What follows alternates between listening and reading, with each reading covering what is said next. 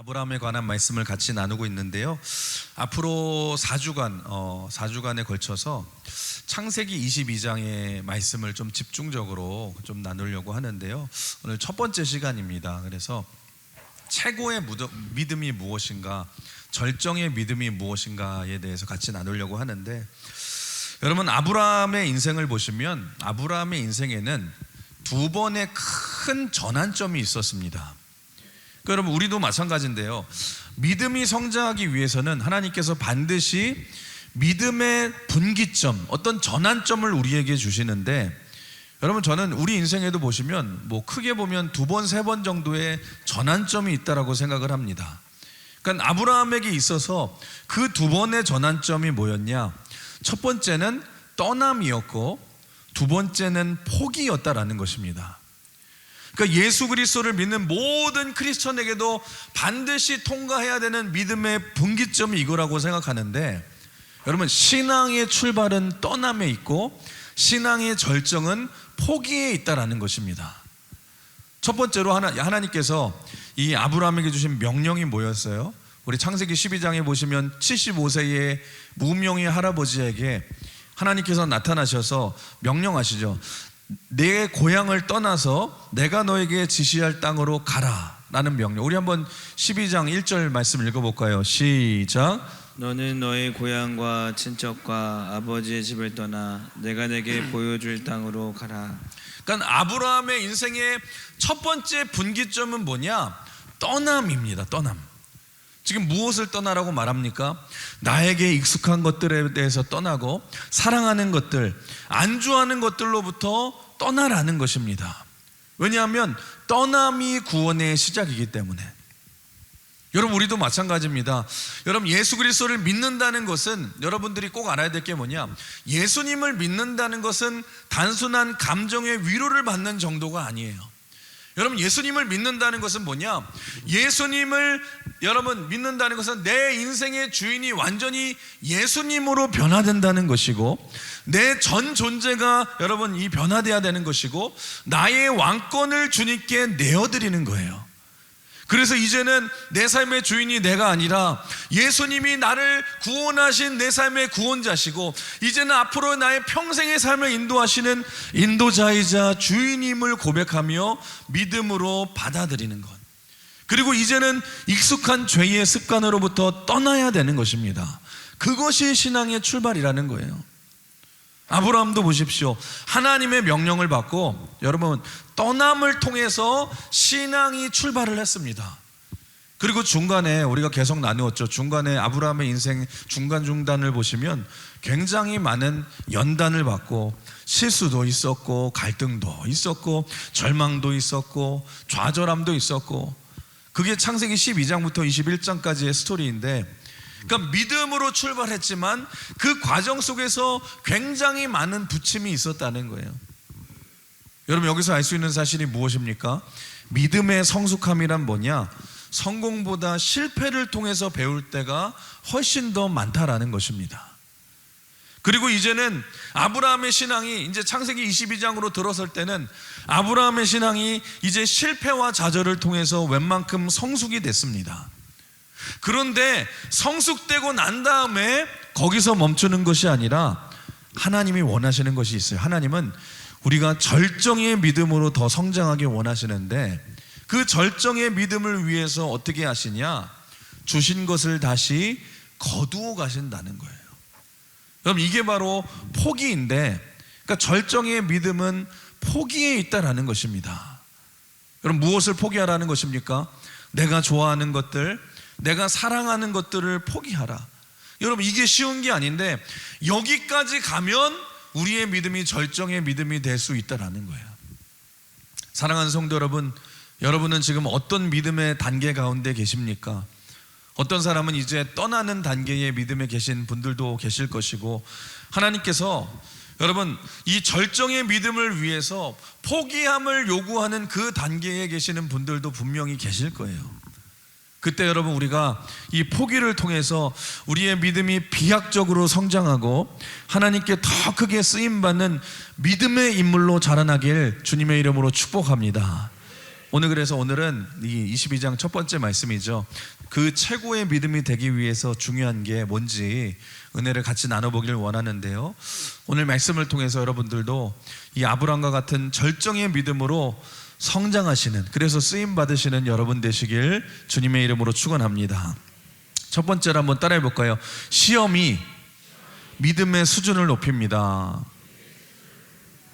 시험이 믿음의 수준을 높인다. 우리 1절을 한번 같이 읽어볼까요? 시작.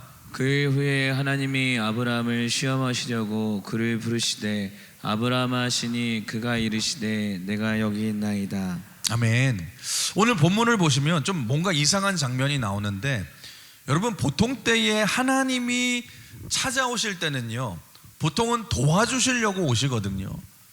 우리가 믿는 우리 하나님은 어떤 하나님입니까? 우리 창세기 시편 121편 1절 2절 같이 읽어볼까요? 시작. 내가 산을 향하여 눈을 들리라. 나의 도움이 어디서 올까?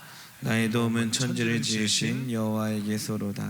여러분, 우리 하나님은 우리를 도우시는 하나님이신 줄 믿습니다. 언제나 우리를 도우시고 돕기 위해 오시는 하나님이신데, 그래서 여러분 우리가 늘 기도할 때마다 우리는 늘 가지고 있는 인식이 뭐예요? 우리 하나님은 무조건 나를 도우시는 하나님이시다.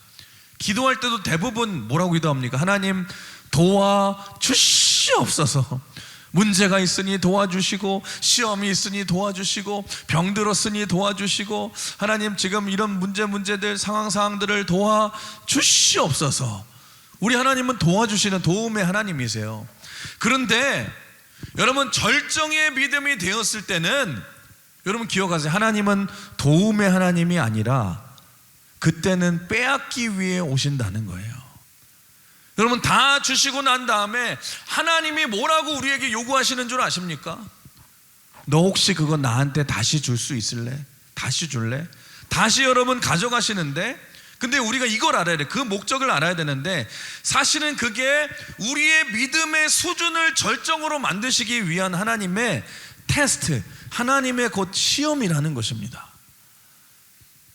여러분들도 학창시절에 다 학교 다니셨지만 아이들이 태어나서 자라면서 학교를 다니는데, 여러분 학교를 다닐 때 학창시절에 제일 싫어하는 시간이 언제입니까? 여러분 시험 시간이죠. 시험 시간. 저도 그랬어요. 늘 어릴 때 생각했던 게, 학교 다니는 게 시험만 없으면 재밌을 텐데 왜 이렇게 시험을 볼까? 왜 이렇게 시험을 볼까? 여러분 뭐 답답하고 막 힘들었는데, 어린 마음에 원망도 했는데, 여러분 학생에게 있어서 시험은 반드시 필요해요. 여러분 왜 그렇습니까? 아무리 최고의 강의, 아무리 좋은 강사를 데리고 최고의 강의를 듣는다, 최고의 수업을 듣는다 할지라도 여러분 각자의 듣는 사람들의 실력과 수준이 다 다르지 않습니까? 그래서 내 배움이 어느 정도인지를 확인하고 그 배움의 실력이 늘기 위해서는 반드시 뭐가 필요하냐? 점검이 필요한데, 그 점검하고 확인하는 것이 뭐냐? 시험이라는 것입니다. 여러분 절대로 수업만 들어서는요 성장하지 않아요. 왜 시험이 중요합니까? 여러분 시험 보려면은 여러분 가만히 앉아서 누워서 놀고 있어요? 시험이 다가오면 뭐 하고 있어요? 좋은 점수를 받기 위해 여러분 공부 안 하던 애들도 뭐 벼락치기라도 하잖아요. 어쨌든 조금이라도 보잖아요. 막 좋은 점수를 받기 위하여 내가 배웠던 것들을 복습하고 다시 공부하고 내 것으로 만들고, 그러니까 시험을 통해서 내 수준을 알고, 시험을 보고 나면 내가 어느 정도 수준이구나, 내 수준을 알고 내가 어떤 부족한 부분을 채워야 할지, 내가 어떻게 성장해야 될지를 깨닫고 여러분 성장하지 않습니까? 그래서 시험이 중요하다라는 거예요. 시험이 있어서 성장할 수 있고, 시험 때문에 수준이 높아지는 거거든요. 우리 신앙생활도 여러분 마찬가지라는 거예요. 신앙생활을 우리가 예수님을 믿고 그냥 구원받았다고 해서 끝이라고 생각하고, 여러분들이 그냥 주일날 예배 드리는 것이 전부라고 생각하면 안 돼요. 예배 드리고 좋은 말씀 들으니까 오늘은 그냥 좋은 얘기구나 여러분 그러면서, 아니면 여러분들이 유튜브를 찾아보면서 내가 듣기에 좋은 말씀으로 이리저리 찾아다니면서 편안하게 신앙생활하면 여러분 절대로 높은 수준의 믿음으로 갈 수 없다라는 거예요. 여러분 잊지 마십시오. 절정의 믿음으로 가기 위해서는요, 반드시 여러분이 들은 말씀을 붙들고 여러분의 삶에서 시험을 통과해야 된다라는 거예요. 시험의 단계를 여러분 거쳐야 된다라는 거예요.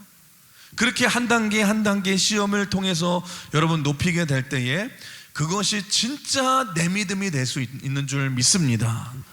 여러분, 그래서 그게 중요한 거예요.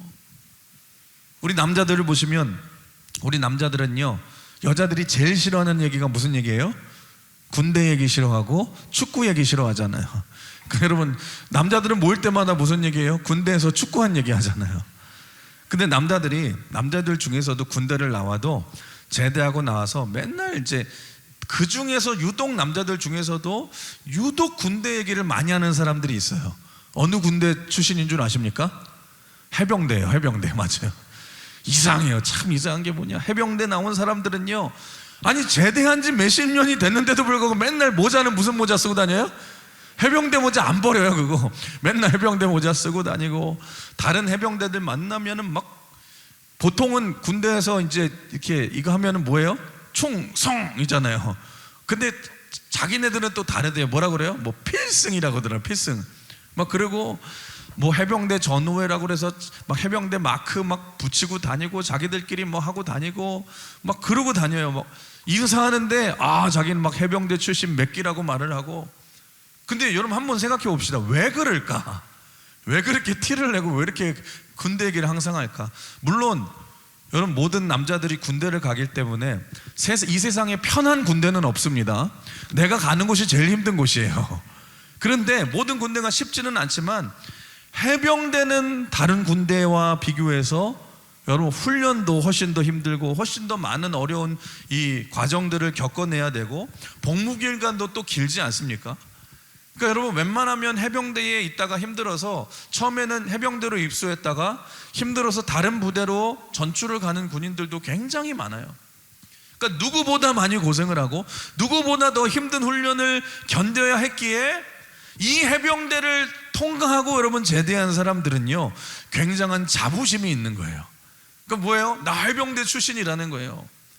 그러니까 이 힘든 훈련을 통과를 했다라는 뜻 아닙니까? 그래서 주변 사람들도 여러분 해병대라고 그러면 다 권위를 인정해 주잖아요. 여러분 마찬가지라는 거예요. 시험이 왜 중요합니까? 우리의 약함과 부족함을 보완해 줄 뿐만 아니라 통과하기만 하면 그것만큼 영광스러운 것이 없기 때문에. 그래서 하나님께서 여러분들의 신앙생활을 할 때에 우리 하나님의 뜻을 아셔야 돼요. 우리 하나님은 여러분들이 낮은 수준의 믿음에 머물기를 원하지 않으시고 여러분들이 영광스러운 인생이 되기를 원하시는데, 그러니까 그렇기 때문에 언제나 시험을 통해서 절정의 믿음으로 자라게 하신다는 것입니다. 여러분, 아브라함도 보시면 사실 이전까지는 하나님 잘 믿었어요. 지식적으로 볼 때 창세기 21장까지 아브라함이 모자란 게 뭐가 있습니까? 근데 여러분, 아브라함께서 하나님께서 이삭을 주신 후에 창세기 22장에 가서 왜 아브라함에게 시험을 주십니까? 그 시험을 통해서 네가 어느 정도의 믿음을 가졌는지를 확인할 뿐만 아니라 이제는 그 믿음을 너의 것으로 정착시키라는 거예요. 확실한 믿음으로 삼아야 될 줄 믿습니다. 그래서 여러분, 시험을 통과해야 여러분 알고 있는지 내가 모르는지, 그것이 내 것인지 아닌지를 내가 명확하게 알 수 있다는 것입니다. 여러분, 그런데 한번 1절을 볼까요? 1절 보시면 하나님께서 아브라함을 부르시는데, 보통 아브라함아 하고 부르시면은 보통 뭐라고 대답해야 됩니까? 우리가 보통 누구야 부르면 뭐라고 대답해요? 네, 대답을 해야 되잖아요. 그런데 1절을 보시면 아브라함의 대답이 좀 특이한데 뭐라고 했냐면, 아브라함이 뭐라고 대답해요? 내가 여기 있나이다. Here I am. 그러니까 성경을 보시면 Here I am, 내가 여기 있나라고 표현된 이 대답을 보시면 이거는요, 일반적인 네라는 대답하고는 다름을 알 수 있어요. 이게 무슨 뜻이냐면 언제든지 내가 스탠바이가 돼 있다는 뜻이에요. 하나님, 하나님께서 어떤 명령을 내리시든지 나는 응답할 준비가 되어 있습니다. Here I am, 내가 여기 있나이다. 주님 말씀만 하옵소서, 내가 순종하겠나이다. 그럴 때는 네라고 대답하지 않고 Here I am, 내가 여기 있나이다 라고 하는 거예요. 그러니까 무슨 말이냐, 지금 아브라함이 하나님이 말씀하실 때에 그 어떤 명령이라 할지라도 여러분 순종할 준비가 되어 있다는 거예요. 여러분 스탠바이가 되어 있다는 거예요. 하나님, 주님이 어떤 말씀을 하시든지 나는 하나님을 믿습니다. 반드시 내가 그대로 순종하겠습니다. 그 의미라는 거예요. 저는 여러분들이 하나님 앞에서 그 태도가 이런 태도가 되시길 주님의 이름으로 축원합니다. Here I am. 주님, 내가 여기 있나이다. 말씀만 하여 주시옵소서. 내가 반드시 순종하겠나이다. 주님, 내가 전도하라고 하면 내가 전도하겠습니다. 섬기라고 하면 섬기겠습니다.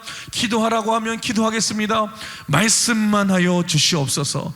내가 순종하겠습니다. 여러분, 우리가 보통 누군가하고 대화를 하다 보면은 그런 사람들 있지 않습니까? 대화를 건성으로 하는 사람도 있어요. 뭐 대화하고 막 이런 얘기하면 뭐라 그래요? 그래? 이런 사람이 있어요. 그런 반면 어떤 사람은요, 대답 속에서 벌써 여러분 막 준비가 돼 있는 사람이 있어요. 뭐 무슨 말만 하면 뭐라 그래요? 내가 여기 있으니까 내가 도와줄게. 내가 함께 해줄게. 여러분 대답부터 훨씬 벌써 다르지 않습니까? 성경을 보시면 이사야서 6장에도 보시면 이사야 선지자가 성전에서 하나님의 찬란한 영광을 경험하게 되고 바라보게 되는데, 그러고 난 다음에 어떤 행동을 하게 되냐? 여러분 언제나 마찬가지입니다.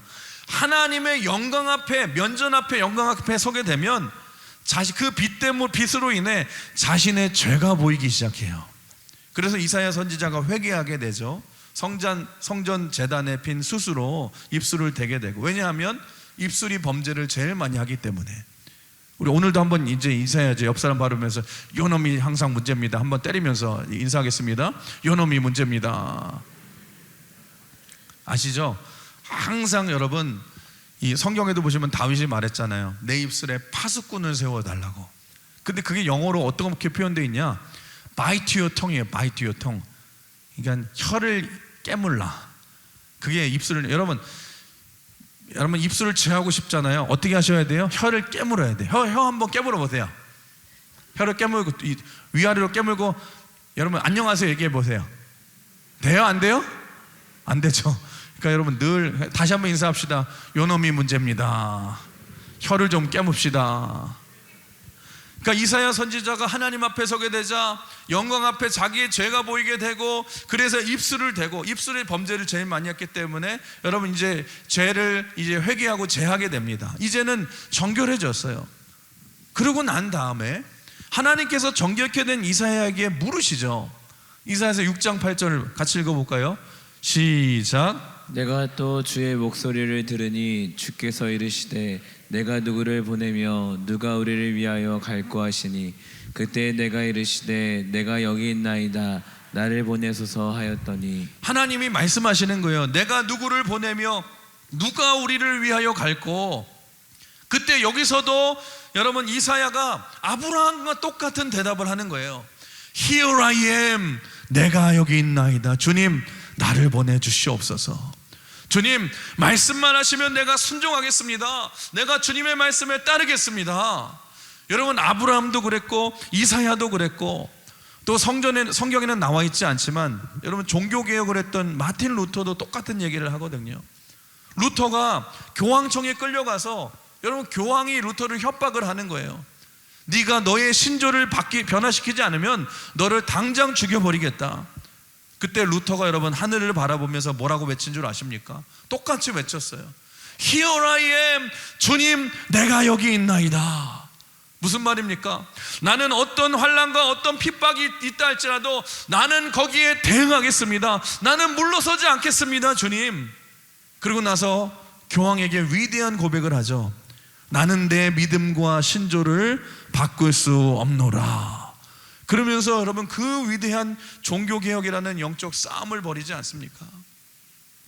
여러분 우리도 마찬가지라는 거예요. 저는 여러분들이 신앙생활을 하면서 아브라함과 같이 어떤 말씀에 대한 우리에게 말씀한다 할지라도 이렇게 적극적으로 순종하시는 여러분 되시길 주님의 이름으로 축원합니다. 영적으로 승리하시길 주님의 이름으로 축원합니다. 하나님께서 여러분에게 말씀하시고 순종을 요구하실 때에 여러분이 머뭇거리면서 당황하시는 것이 아니라, 단순히 내 수준에 머무는 것이 아니라 Here I am, 내가 여기 있나이다, 주님 말씀만 하여 주시옵소서, 내가 순종하겠나이다 고백할 줄 아는 여러분이 되시길 주님의 이름으로 축원합니다. 이게 시험에 대하는 믿음의 자세가 돼야 된다는 거예요. 그래서 그렇다면 두 번째, 그 시험의 내용이 뭐냐? 우리 한번 따라해 볼까요? 최고의 믿음, 절정의 믿음은 포기하는 믿음입니다. 우리 한번 2절 같이 읽어볼까요? 2절 시작. 여호와께서 이르시되 내 아들 내 사랑하는 독자 이삭을 데리고 모리아 땅으로 가서 내가 내게 일러준 한 산 거기서 그를 번제로 드리라. 아멘. 여러분, 우리는요 보통 세워주는 믿음에는 다 관심이 있어요. 하나님, 내가 이런 믿음을 소유하겠습니다, 이런 믿음을 갖길 원합니다. 이 말은 뭐냐? 내가 무언가를 얻겠다는 뜻이잖아요. 우리는 믿음으로 승리하고 믿음으로 얻고 믿음으로 쟁취하고 믿음으로 소유하겠다는 말인데, 근데 여러분, 진짜 믿음의 본질이 뭔 줄 아세요? 여러분, 진짜 믿음은 무엇을 소유하느냐가 아니라 무엇을 의지하느냐예요. 여러분 따라해 볼까요? 무엇을 소유하느냐가 아니라 무엇을 의지하느냐입니다. 진짜 믿음은 내가 지금 무엇을 의지하고 있는가. 여러분, 이게 핵심이라는 거예요. 우리가 보통 저 사람은 믿음이 좋다라고 할 때에, 여러분 믿음이 좋은 것을 무엇으로 판단할 수 있겠습니까? 우리는 보통 겉으로 무슨 교회를 빠지지 않고 잘 나오고, 얼마나 봉사를 하고, 얼마나 예배를 잘 드리고, 얼마나 직분을 얻고 믿음을 얻고, 얼마나 뭐 권위를 얻고, 외형적인 것을 보고서 우리가 판단을 하잖아요. 얼마나 입술로 신앙적인 얘기를 잘하는가에 대해 보고서 우리가 믿음이 좋다고 판단하는데, 여러분 믿음의 진짜 본질은 외형적으로 보여지는 것도 중요하겠지만, 여러분 그 사람의 중심이 중요하지 않습니까? 우리 하나님은 우리의 중심을 보시잖아요. 근데 중심으로 가면 그 중심의 핵심이 뭐예요? 무엇을 의지하고 있느냐가 그 사람의 믿음의 수준을 결정한다라는 거예요. 여러분도 한번 점검해 보세요. 내가 무엇을 의지하고 있는가? 물론 여러분, 하나님을 의지하면 하나님이 우리에게 주시는 것이 많습니다. 얻을 때도 있습니다. 철저하게 의지하면 하나님이 좋은 것을 많이 주실 줄 믿습니다. 여러분, 하나님을 이 의지해서, 그래서 우리가 떠날 때도 있거든요. 이게 믿음의 시작이라고 그랬잖아요. 내가 주인된 삶에서 이제는 죄의 삶을 떠나서 하나님이 우리의 주인 되시고 하나님이 이끄시는 삶을 살아가는 것, 그런 하나님의 백성들에게 하나님께서는 축복도 주시고 은혜도 주시고 여러 가지로 채우실 줄 믿습니다. 바라옵기는 올 한 해 여러분들 하나님께서 많은 축복 주시길 주님의 이름으로 축원합니다. 올해는 특별히 물질로도 여러분 풍성해 주시길 바랍니다. 이 중에 거부도 나오시길 바랍니다. 제가 올해는 제가 기도한다고 그랬죠. 여러분들 가운데 여러분 11조가 1,000만 원, 1억도 나오시길 주님의 이름으로 축원합니다. 여러분 이런 건 좋아하시잖아요. 아멘 하시면서. 근데 늘 말씀을 드리는 건 뭐냐? 믿음의 그릇이 준비가 되어야 된다는 거죠, 먼저. 여러분, 그래서 이걸 위해, 주를 위해 사용할 수 있는. 근데 뭐 하나님 다 채워주셔요. 좋은 거 다 받고 믿음 좋으면 하나님께서 은혜도 주시고 축복도 주시고 누리면서 살아가는데, 근데 문제는 뭐냐? 우리가 그렇게 하나님이 축복해 주시고 은혜를 주시면 이 죄된 우리에게 어떤 습성이 있냐? 우리는 알게 모르게 점점점 하나님을 의지하는 것이 아니라 축복을 의지하고 하나님이 주신 선물을 의지할 때가 굉장히 많이 있다라는 거예요. 여러분, 그때에 하나님이 우리의 믿음을 더 절정의 믿음으로 성장시키기 위해서 사용하는 방법이 뭐냐? 네가 지금 무엇을 의지하느냐? 그것을 확인하시기 위해서 그것을 포기하는 명령을 우리에게 주신다는 거예요. 오늘 본문의 아브라함을 보세요. 여러분, 100세에 아들을 처음으로 얻었으니 얼마나 귀합니까? 근데 그 귀한 아들 이삭을 지금 번제로 드리라, 이삭을 여러분 포기하라는 거예요. 이삭을 죽이라는 거예요. 여러분, 그럴 때에 그 아브라함의 중심이 하나님만을 의지하고 하나님만을 믿는다면 어떻게 생각하겠어요? 하나님, 이 아들이 내 자손이 하나님 분명히 약속해 주시지 않았습니까? 내 자손을 하늘의 별과 같이 되게 하리라고 하는 이 아들이 약속의 아들 아닙니까? 그러면서 하나님이 어떻게든지 죽여도 이 아들을 살려주신다는 믿음을 갖든지, 아니면 하나님이 가장 좋은 것으로 주시고 합력하여 선을 이루기 때문에 하나님이 반드시 어떻게든지 인도하여 주심을 믿기 때문에 여러분 그 말씀 앞에 순종할 수 있다라는 거예요. 믿으면 그렇게 행동할 수 있다라니까요. 생각해 보세요. 왜 사람들이 자꾸 자기 자신을 의지하는 이유가 뭘까? 사람들 중에도 보시면 그런 말 하는 사람들 있잖아요. 나는 세상에 아무것도 안 믿어. 나는 나 자신을 믿어. 나는 나를 믿어. 세상에 나밖에 믿을 게 없어. 근데 여러분 생각해 보시면 나 자신을 믿는 것만큼 웃긴 게 없거든요. 여러분 나 자신 한번 믿어보세요. 믿는 사람들 중에서도 나중에 다 뭐라고 고백합니까? 내가 제일 약하고 내가 제일 변덕이 많고 내 변덕은 죽 끓일 듯 하다고 막 그렇게 말을 하고. 여러분 스스로를 한번 돌아보세요. 여러분 스스로 생각해도 웃기죠. 2026년 한 달 전에 새해를 시작하면서 여러분 결심했던 것 지킨 거 하나라도 있습니까? 하나도 없잖아요. 늘어나는 몸무게와 여러분 물론 리딩 지저스 하면서 성경은 그대로 읽고 있지만 벌써 성경이 조금씩 밀리기 시작하고, 아니 리딩 지저스 3장만 읽으면 된다고 하면서 왜 이번 주에 웬 5장이야? 6장이야? 막 분명 이런 생각하시는 분들 한 사람은 계실 거고, 그러면서 조금씩 하루 이틀씩 여러분 밀리기 시작하고, 여러분 또 넘어지고 또 죄짓고 또 실패했잖아요. 아니 우리가 무슨 능력이 있습니까? 늘 실패하고 늘 여러분 실수하는데 나도 나 자신을 못 믿거든요. 여러분 한번 옆 사람 인사해 볼까요? 이렇게 인사해 볼까요? 이해해 주십시오. 아주 공사 중입니다. 다시 인사합시다. 나도 나 자신을 잘 못 믿습니다. 아니 이렇게 연약하고 이렇게 유한한 존재인데 어떻게 나를 믿습니까? 그렇지 않습니까? 아니 이렇게 변덕스럽고 약한데도 사람들이 다 뭐라고 하냐면 나는 나를 믿는데요. 아니 그런데 의지할 것이 못되고 약한 자신을 믿는 이유가 뭔 줄 아세요? 왜 이렇게 사람들이 자기 자신을 의지할까? 그 이유가 뭔 줄 아세요? 간단해요. 한 가지밖에 없어요. 하나님을 의지하지 않아서 그렇다는 거예요. 여러분 속지 마십시오. 내가 나 자신을 자꾸 의지하게 되는 이유가 뭐냐? 하나님을 의지하지 않으니까 그래도 의지할 게 나밖에 없잖아요. 그래서 여러분 그래서 나를 의지하는 거예요. 그게 자연스러운 현상인 거예요. 그러니까 그걸 뒤집어 얘기하면 뭐냐? 하나님을 의지하지 않는 것과 똑같다는 말이에요. 여러분의 인생을 한번 돌아보십시오. 여러분의 인생에서 철저하게 과거에 하나님만 의지했던 그 시간들이 있지 않습니까? 정말 100% 하나님의 도우심 없이는 살 수 없었던 그 시절들이 한 번쯤은 다 있잖아요. 그때를 돌아보세요. 그때는요 절대로 나를 의지하지 않았어요. 환경보다 하나님이 훨씬 더 커 보였고요, 하나님의 말씀이 들려오기 시작했고 절대로 나 같은 것 의지하지 않고 내 결심 의지하지 않았어요. 그때는 여러분 내가 사라지거든요. 철저하게 하나님만 의지하면 그런 일들이 벌어지지 않습니까? 전에 제가 어떤 연예인, 한때 유명했던 연예인, 이제 예수를 잘 믿는 연예인이 간증하는 걸 들었는데 이분이 그런 거예요. 내가 옛날에는 인기가 있고 잘 나가고 시상식에 나가면, 연말에 시상식 가면 맨날 트로피 맨날 받고 유명해져서 집에 가면은 트로피가 여기 잔뜩 이제 걸어놓고서 반짝반짝 세상에 인기 최고와 명예의 최고점이 있었던 때가 있었다는 거예요. 전성기 시절에. 그러니까 한마디로 말하면 예전에 내가 잘 나갔다는 거죠. 그런데 세월이 흐르고 나서 이제 내가 인기가 다 떨어지고 사람들이 자기를 다 떠나고 나서 트로피들을 보는데 막 인기 있었던 것들을 막 신문 수집했던 거 있던 이런 것들을 보는데 너무너무 세월이 허무하고 인생이 덧없음을 느끼는 거예요. 그러면서 그런 생각이 들더래요. 아, 내가 속고 살았구나.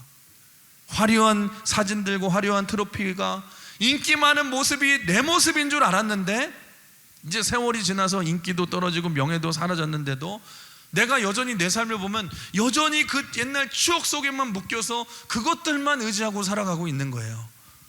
그 원래 연예인들이 여러분 힘든 이유가 이거래잖아요. 옛날에 받았던 인기들이 영원히 지속되는 줄 알고서 내가 인기가 있어 하면서 옛날을 되새겨보고 자꾸 그것만을 의지하고, 지나가면서도 이제는 알아보는 사람도 없는데 누가 나를 알아보는 것 같고 막 그렇게 다니고 그런 데잖아요.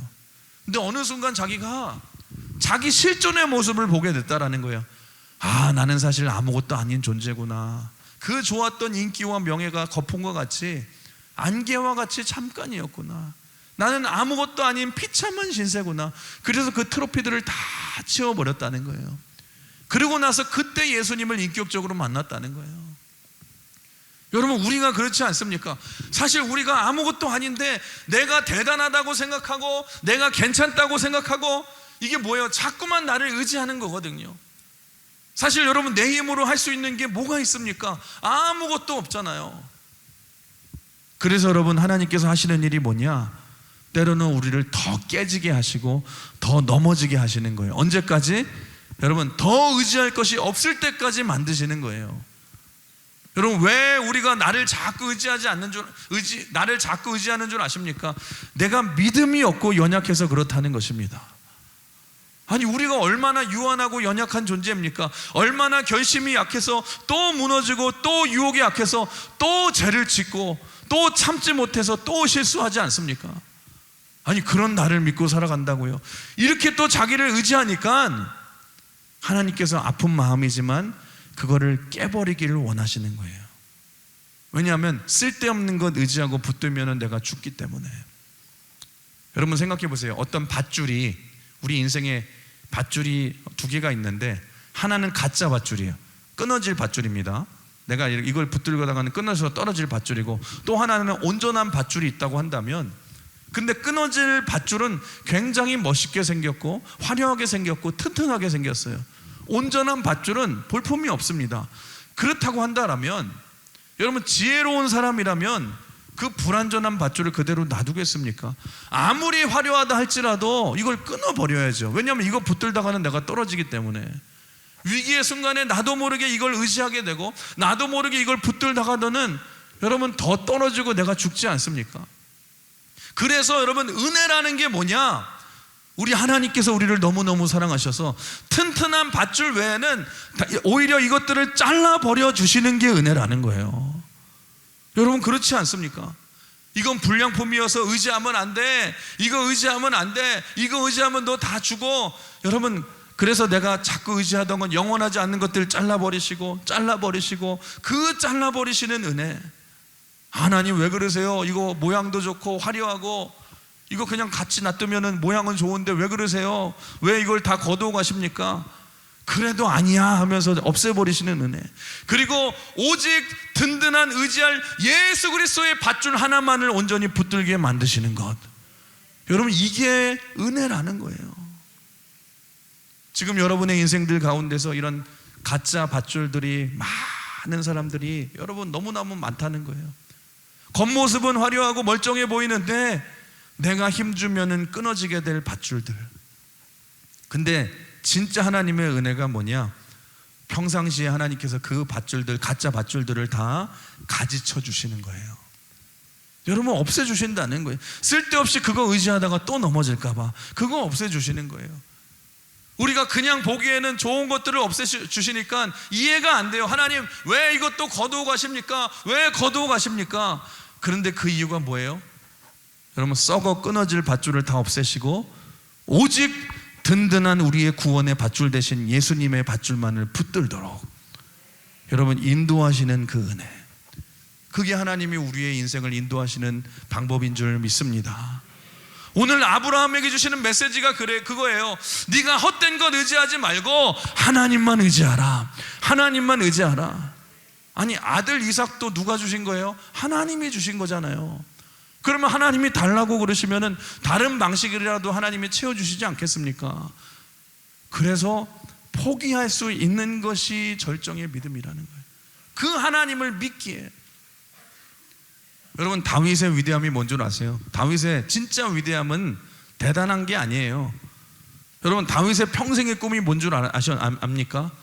나는 이렇게 화려한 궁정에서 떳떳하게 막 누리고서 호의호식하는데 하나님은 저 초라한 텐트 같은 곳에 머무시니까 내가 안 되겠다. 하나님을 위해서 최고의 성전을 내가 건축해야겠다. 다윗의 평생의 꿈은 하나님을 위해서 멋진 성전을 건축하는 게 꿈이었어요. 자기 자신만을 위한 욕심도 아니었어요. 하나님을 위한, 여러분, 거룩한 꿈이었어요. 그럼에도 불구하고 하나님이 너는 피를 많이 흘려서 안 돼, 뭐 때문에 안 돼, 하나님이 허락하지 않으셨어요. 저는 다윗의 위대함이 이거라고 생각해요. 다윗은 그럼에도 불구하고 자기 힘으로 할 수 있음에도 불구하고 성전 건축하는 것을 포기하잖아요. 여러분, 왜요? 하나님이 말씀하셨기 때문에. 할 수 있는데도 포기할 줄 아는 것, 그게 절정의 믿음 아닙니까? 여러분, 저희 아이가 이제 좋아하는 과자 중에서 마카롱을 좋아합니다. 마카롱. 그래서 마카롱을 맨날 사달라고 그러는데 뭐 요새는 마카롱이 뭐 뚱카롱 그래가지고 뚱뚱하게 생긴 마카롱에서 큰 게 있더라고. 되게 비싸더라고요. 근데 이거를 사주면은 막 좋아하고 아껴서 막 핥아 먹고 막 이렇게 조금씩 먹는다고 막 그러는 거예요. 근데 제가 이걸 사주고 나서 갑자기 하나님의 마음이 생기는 거예요. 이 아이를 시험해 보고 싶은 거예요. 이 아이가 나를 정말로 사랑하는지 안 사랑하는지, 나를 믿는지 안 믿는지, 그러면서 시험하고 싶어서 그런 거예요. 제가 물어봤어요. 막 맛있게 뭐 핥아 먹고 있는데 아껴가지고, 하성아, 이거 누가 사준 거야? 그랬더니 아빠가 사준 거야. 그래서 이거 아빠 줄래? 그렇게 물어봤어요. 그랬더니 어떤 게 반응을 했냐, 애가 갑자기 도끼 눈을 하고서는 막 째려보면서 싫어! 그러는 거예요. 그래서 제가 너무 황당해가지고 좀 슬퍼하는 표정을 지으면서 좀 연기를 하면서 10분 정도 지나니까 애가 반 이상 먹더니 이제는 저한테 주면서 얘기하더라고요. 이제 아빠 먹어. 근데 물론 많이 그 전보다는 크기가 작아졌지만 제가 별거 아니지만 그 모습이 너무너무 귀한 거예요. 한번 반대로 생각해 봅시다. 애 입장에서는 얼마나 혼란스럽겠어요. 아니, 왜 줬던 걸 왜 또 뺏어? 나는 이게 전부인데 왜 이걸 뺏어? 그런데 여러분, 줄 수 있었던 핵심은 뭐냐? 아빠를 믿고 아빠를 사랑하고, 또 무엇보다 주면은 뭔가 아빠가 어떻게든지 또 해줄 것을 믿기 때문에 반 이상은 먹었지만 욕심 때문에 어쩔 수 없이, 그래도 그 마음이 귀하잖아요. 여러분, 이거 하나님이 이 마음을 원하시는 것 아닙니까? 제가 미국에서 전도사 때 사역을 할 때 이런 일이 있었어요. 당시 제가 청소년 사역을 했는데, 미국에는 이제 고등학교 때 치어리더가 있습니다. 치어리더. 그래서 막 하는, 그래서 막 확 해가지고 막 이렇게 막 3단 4단으로 올려서 막 점프 시키고 막 그런 거 있어요. 근데 치어리더들은 누가 하냐? 주로 이제 학교에서 공부도 잘하고 뭐 좀 잘 나가고 좀 그런 애들이 많이 하는 게 치어리더거든요. 근데 우리 청소년부 중에 여자아이 중에 치어리더를 하는 게 꿈인 애가 있었어요. 치어리더가 뽑혀가지고 하는 게 꿈인 게 있는데, 맨날 트라이아웃 하다가 좀 잘 안 되고 하다가 어느 날 이제 막 그 노력하다가 1차에 붙게 됐어요. 이제 여기 심사에 붙게 되어서 이제 2차 면접하고 심사만 남겨두게 되었는데, 2차가 시간을 나중에 알고 보니까 여러분 썬데이인 거예요. 주일날 예배 드리는 시간하고 이게 겹치게 된 거예요. 그럼 여러분에게 묻겠습니다. 여러분 같으면, 여러분의 평생의 꿈이 그거라면, 주일날 내가 이거를 잠깐 해야 된다면, 여러분은 고민도 안 하고 주일날 빠지고, 뭐 한 주만 빠지면 되겠지, 고민도 안 하고 빠지고 여러분 면접에 가실 분들이 이 중에서 한두 분은 계시겠지만 그러잖아요. 저도 그 당시 그랬어요. 얘가 이번 주는 안 오겠구나. 근데 얘가 그 주간에 그 예배에 나온 거예요. 그래서 제가 깜짝 놀랐습니다. 얘 어떻게 된 거냐? 그랬더니 얘가 막 예배를 드리는데 막 눈물을 흘리면서 예배 드리고 다 하는데, 얘가 그런 얘기를 하는 거예요. 목사님, 저도 이거 위해서 너무너무 고민을 많이 했는데, 제가 근데 고민을 한 것 자체가 귀하더라고요. 여러분들 같으면 고민 안 하잖아요. 무슨 고민을 해요? 주일날 한 번 빠지는 거. 근데 이 아이는 고민을 한 거예요. 고민하고 하다가 자기도 여기 가가지고 하는 것도 중요한데, 제가 그 한마디에 제가 무너졌어요. 목사님, 제가 너무나도 치어리더 되고 싶고 소중한데, 목사님, 저는 하나님이 더 소중해요. 저는 예배 드리는 게 더 소중해요. 너무너무 힘들지만 이 시간에 예배 드리러 왔어요. 그러면서 이 어린 아이가, 고등학생 아이가 막 눈물을 흘리면서 막 예배를 드리는데 제가 제 자신을 막 회개하게 되고 제가 너무너무 은혜를 받은 거예요. 여러분, 얼마나 그 마음이 귀합니까? 여러분, 세상의 것 무엇을 의지하느냐가 하나님을 보시잖아요. 하나님 보시잖아요. 무엇보다 그 작은 것, 우리 같으면 별거 아니라고 우리가 포기하고 내려놓을 수 있지만 그것까지도 고민하면서 하나님을 선택하는 그 모습, 여러분 얼마나 귀합니까? 가장 귀한 것을 포기할 줄 아는 믿음, 그 믿음이 절정의 믿음이고 그게 하나님이 기뻐하시는 믿음 아니겠습니까? 사랑하는 성도 여러분, 오늘 말씀을 정리하면서 오늘 우리가 창세기 22장의 말씀 첫 번째 시간을 통해서 최고의 믿음이 무엇인가에 대해서 나누었는데, 여러분 잊지 마십시오. 믿음으로 우리가 얻는 것도 중요하지만 최고의 믿음, 절정의 믿음은 주님이 포기하라 하시고 때로는 다시 달라고 하실 때에 그럼에도 불구하고 내가 주님을 믿고 주님을 사랑하기에 내가 포기할 수 있고 내려놓을 수 있는 것, 그게 최고의 믿음인 줄 믿습니다. 여러분 안에 어떤 포기하지 않는 것들이 계십니까? 왜 나의 신앙이 이런 낮은 수준에 머물러 있냐? 주님이 이 믿음을 내 삶에서 요구하실 때에 우리 주님은 우리가 높은 수준의 믿음의 인물이 되길 원하세요. 아브라함과 같은 믿음의 조상과 믿음의 어른이 되길 원하세요. 그런데 그러기 위해서는 여러분의 인생에도 마찬가지예요. 반드시 우리가 창세기 22장을 통과해야 되고 반드시 모리아산을 넘어야 된다는 거예요. 잊지 마십시오. 최고의 믿음은 포기하는 믿음입니다. 나를 의지하는 것이 아니라 하나님만 의지하는 그 마음. 여러분, 모리아산에서 여러분의 믿음이 무너지는 인생이 되지 마시고 모리아산을 통과한 믿음으로 최고의 성숙한 믿음을 가지고 여러분 하나님 앞에 귀하게 더 쓰임받는, 더 좋은 것을 주신 하나님을 믿고 순종하시는 여러분의 삶이 되시길 주님의 이름으로 축원합니다. 그 최고의 믿음으로 승리하시길 주님의 이름으로 축원합니다. 같이 찬양하시고 우리 같이 결단하시기 원하는데요, 우리 같이 잘 하시는 찬양이죠.